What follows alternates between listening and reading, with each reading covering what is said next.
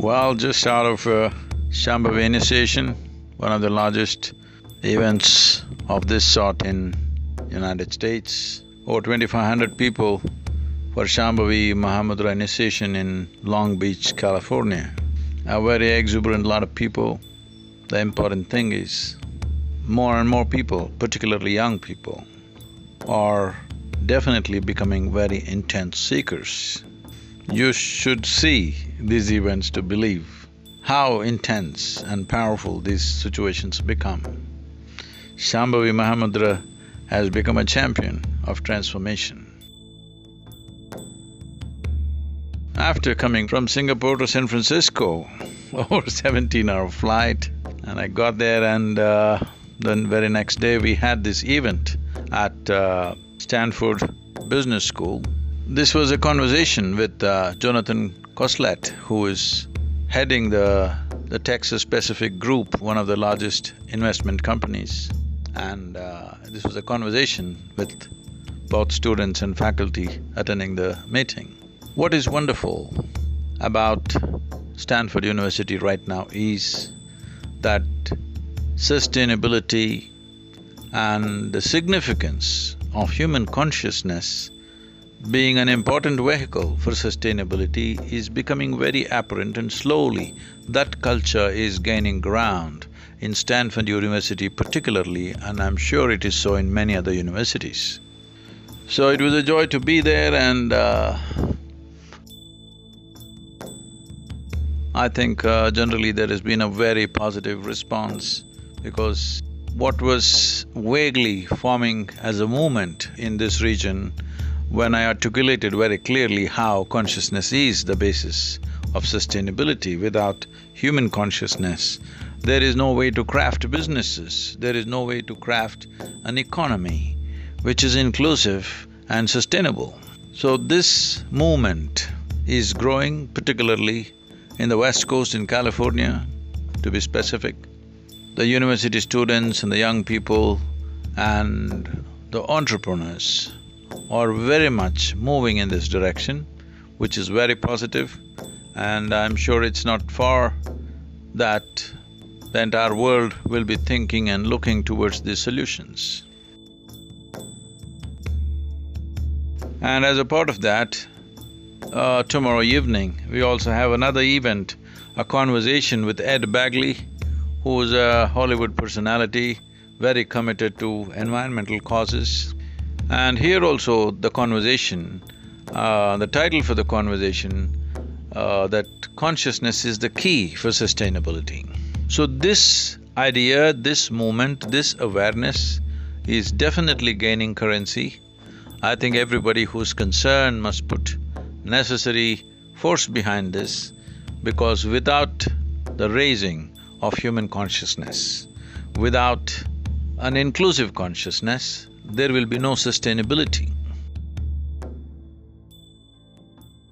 When we say consciousness, today morning I was doing an interview for a local media magazine, a fashion magazine, can you beat that, called Flaunt.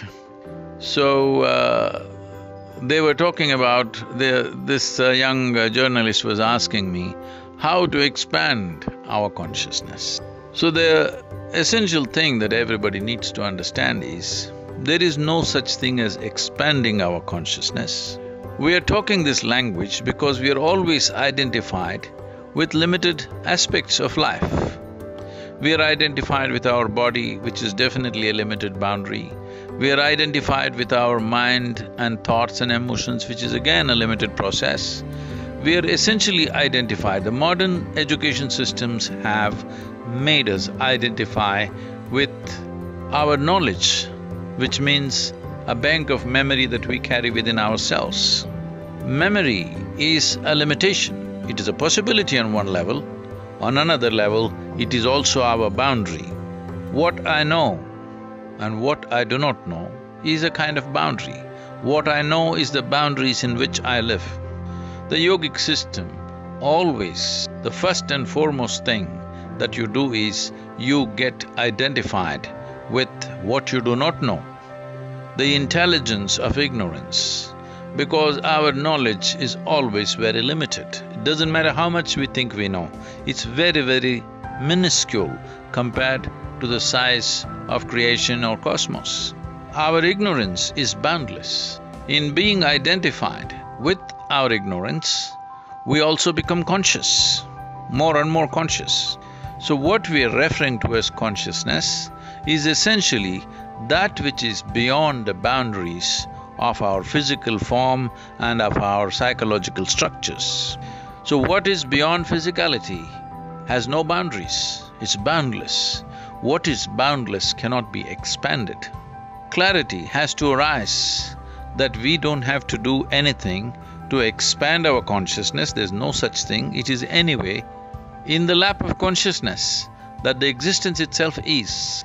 We just have to disidentify with the limited identities that we have taken on of body, mind, society, family, education and variety of other things in terms of race, religion, nationality, gender. Our identification rises beyond the limitations with which we are identified. Consciousness is anyway all out, there is no need to expand this. Last 3 weeks, as you know, most of you are aware, has been a super fast roller coaster to say the least. So, day after tomorrow, getting back to III or our center in Tennessee, and the space and the silence of the Tennessee Center is very healing and very good for recovering for a battered and bruised body. So, looking forward to a couple of days being in that space, and then of course we are active, we are in Philadelphia and various other things happening. So, on this day, I want all of you to at least think. If you're not there experientially, it's all right. Today spend a little bit of time, and every day spend a little bit of time to at least think. Thought can never be boundless, but at least try to think beyond the limitations which you're normally identified with in terms of body, your likes and dislikes, your family, your race, your religion, your nation. Beyond that, beyond even the human species, just try to think how you relate it to everything.